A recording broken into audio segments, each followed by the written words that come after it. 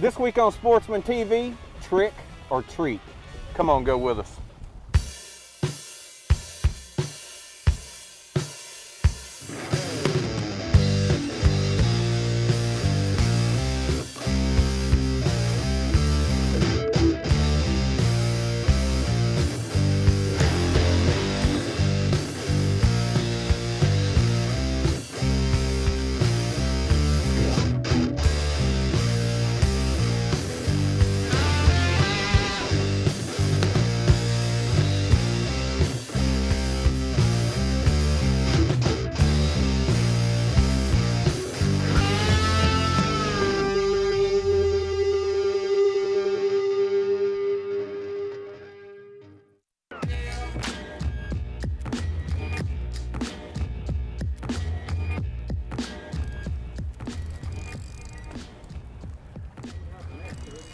Well, he missed one on the first cast. Yeah. So technically, he's been bit on every cast he's made. He made two. Two pops. Bloop, bloop. No, it's not, because he's been pulling. He get close, he see that boat, he's gone.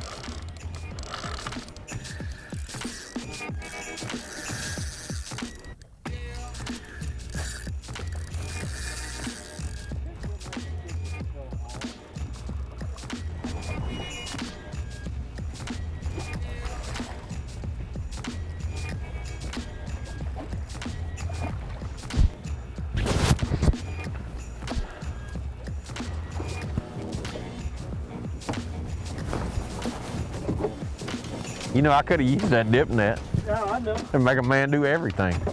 Damn, I think you just standing back there. I just stand back there watching. I don't know what to do. Now, is that a male or a female? Might have to check its temperature. Check his temperature. 22. Long. Long. Be 35 inches. Or maybe longer than that. It's a long fish. Man, you're looking for the slicks, fishing the slicks, birds diving. Get right on the outer side of it, you just drift. Key is not to run around stirring everything up. You know, you just drift. You start way at the back and you just drift clean through. You see a slick, you hook up to a fish, you pole down, anchor down, and then you just continue on until you get to the end, then you crank up, make a big run, and come back and do it again. You don't want to just be driving around because they could have a pile of them in the middle and you run right through the middle of them. Everybody kind of does the same thing. If you look, see they started behind us and then they just drift through. And at the end, circle back around and do the same thing.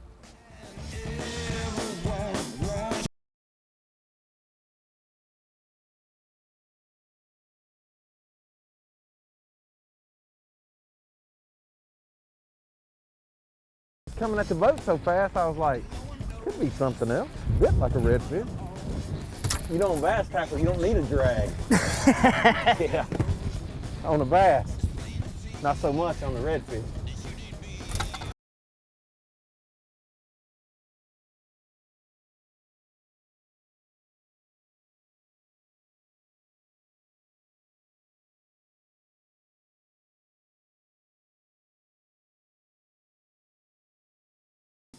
The biggest thing is you have to fish so fast. You know, it speeds up your drift. The wind is so bad. We moved in, and it hadn't just taken us just a few minutes. You know, we've come all the way from that cane line, you know, really back out here in the, you know, starting to get on back out in the bay again. The biggest thing, it just speeds everything up. Makes you have a tendency to fish faster. You're not as thorough, you know, when the wind's blowing like that. Oh, hit the cork first.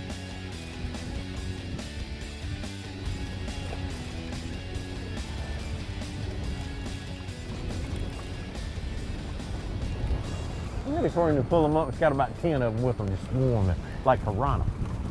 He popped the cork and then he hit the bottom when I popped it.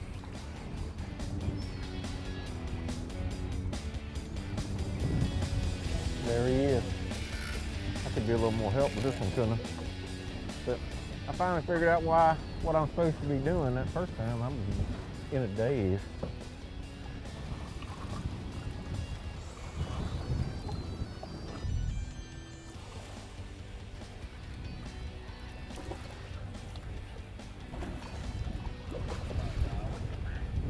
They just don't know when to give up, do they?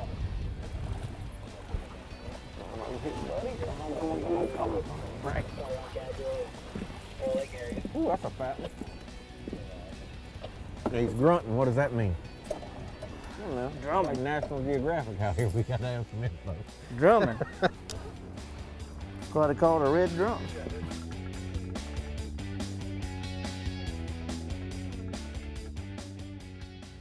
If you look, it's just a big flat area, and you make a drift, and then you don't catch any. You make the next drift, and you find them, you catch them, and you can just mark your drift and come back and make that. You can keep making that same drift. It's just a great way to cover a big area. If you look around, it's not a lot of contour change. It's not like we're fishing a ledge or something out here.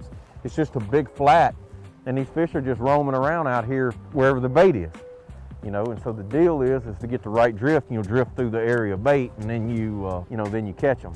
The other deal is today, we got this 20-mile-an-hour wind, but when it's slick, you'd be able to look out there and, see if the bait's moving on top. So that would speed up the process.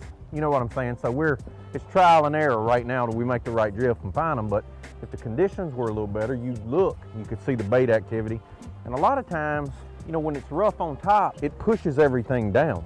So you won't see that.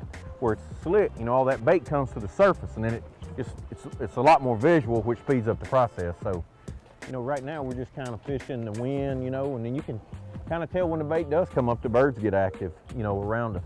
The fish just seem to be really scattered today. One here and one there. We've yet to really, make a drift where we lit them up, but we will.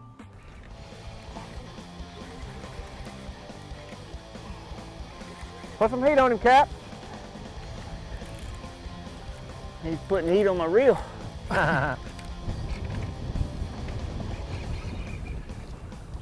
He's pulling the boat around against the wind. Come on, big fella, come on this way. Is that where you caught him at? That's where he's at when he hit.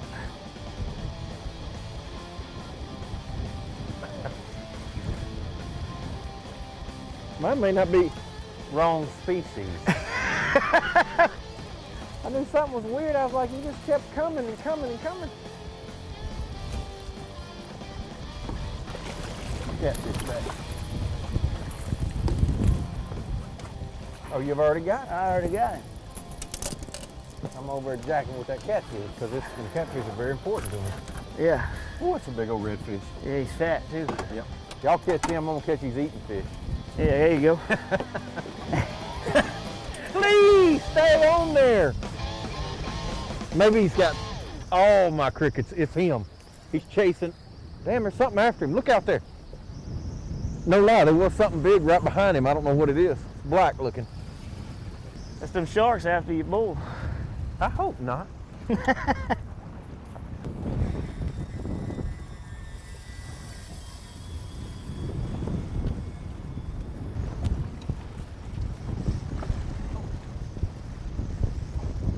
The thing about it is when you're fishing like this, there are no little ones. You don't ever really catch a little bitty one, Could you say that he comes up and he just got all kind of hardware hanging off his lip?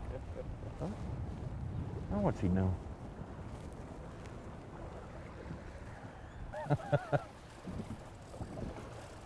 What can go wrong will. Yes, we captured him. Net skills right there. Yeah.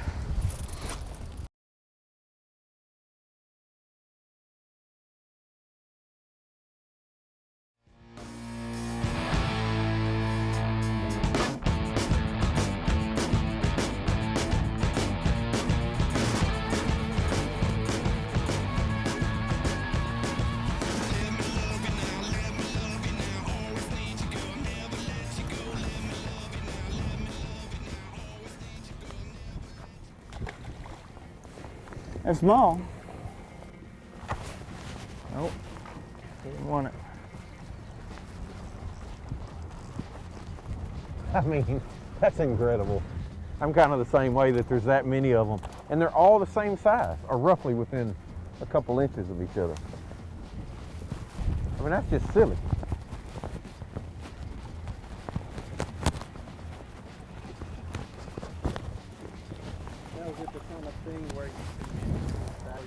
You just have to move location, move around. find out where the bigger ones is at. I mean, there's bigger ones around here. There's that many little ones as there's big ones, just in a different area. So you'll get a keeper every now and then. You just stay fishing it. Bring you enough bait, you fish it out, and you'll get a big one. You know, what was that? 10 little ones to 1 big one? Yeah, it might have been, yeah. About that. Pull it out of there. That's just a nice, Beautiful eating fish right there. well, you know, this morning we started out there fishing in the bays, you know, right in the edge of the Gulf, fishing for the elusive bull red. You know, Venice is known to have, you know, 10 or 15 bull reds. So we started off that way and we kind of got ran off. You know, we got a major cold front coming through today, and the wind finally just, you know, really got bad. And so now the tide has fallen out. And then one thing's helping that northwest wind is blowing it out. And as you can tell now, we're catching them every cast. Now they're not necessarily what you would call a bull red, but future bull red. I don't know. I see right where that blow up was.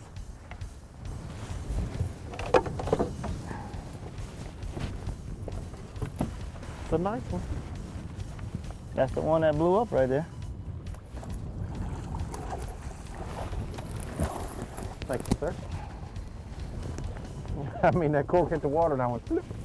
I had my head down. I didn't see the fish, and all of a sudden, it was a big blow up. Fired it right in there. Look how fat, how fat those fish are. Mm-hmm.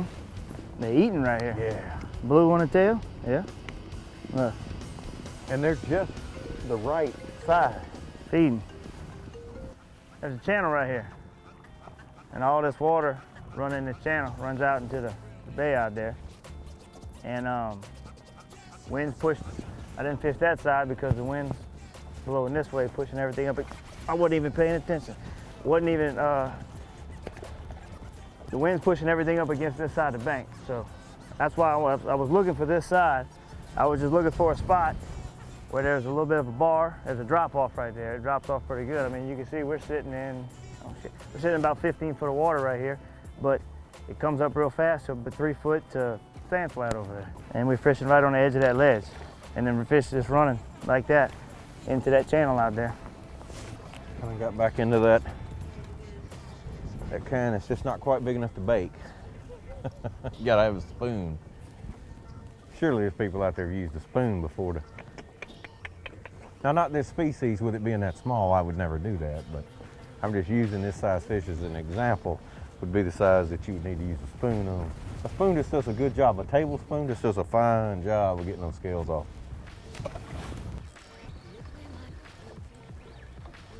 He was way off the mark. They pull good for a little fish.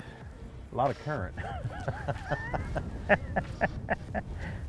Now that's this year's, last year's? This year. This year's. So next year he'll be ready. He will. He'll be ripe for the picking. He'll be ready in about six months maybe. Yeah, they grow fast, don't they? They have a really fast growth rate. Yeah. You catch them better on moving water. Right now, we're still low, but the tide's coming up. The water's moving back in. You don't want to catch it at a standstill on the low or a standstill on the high tide. You want to be in that middle when the water's moving. That's when you catch them better. I mean, you can move around and catch 1 or 2 stragglers and lucky ones, but when the water's moving, it's really when you have your best bite. I was looking at yours and I looked over when he set the hook, and I looked back and I just swung because my cork was gone.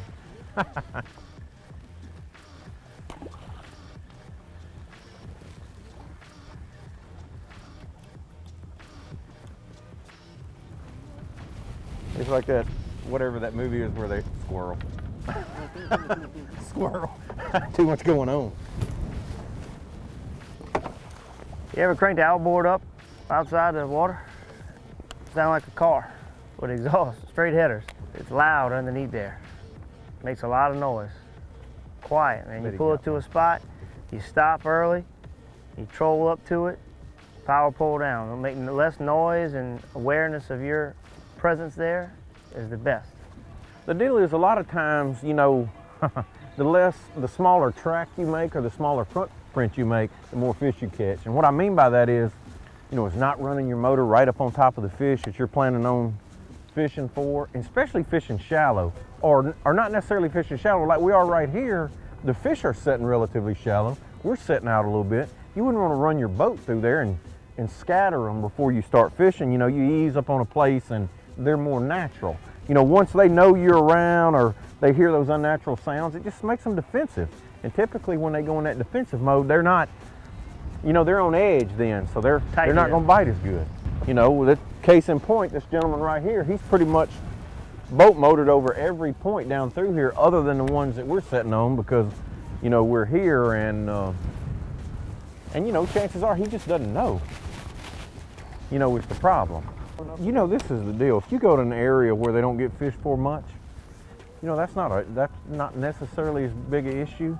But how many boats have we seen today? You know, they get educated.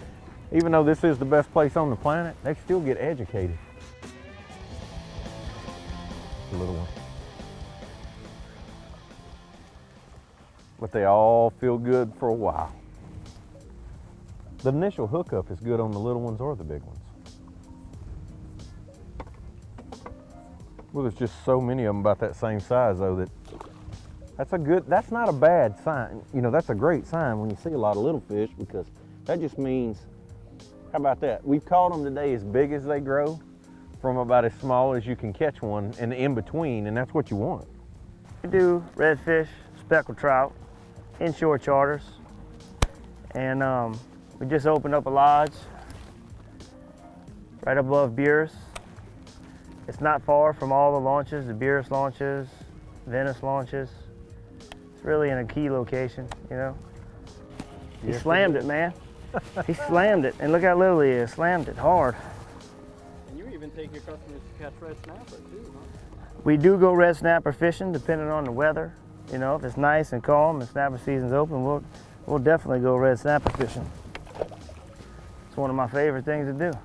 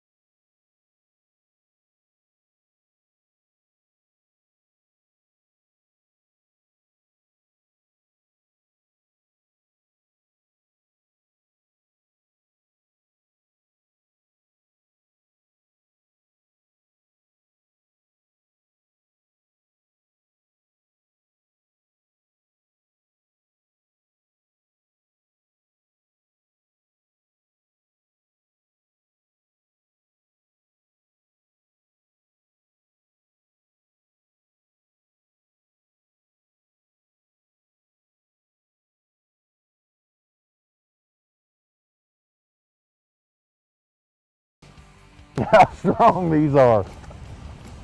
Now they are fourth the size of those bulls. It's amazing how hard they fight. Well, they're all pretty. And these are all keepers. Thank you, sir. Typical Venice, Louisiana. We caught them from as big as they grow to the small as they grow. Join us here next time on Sportsman TV.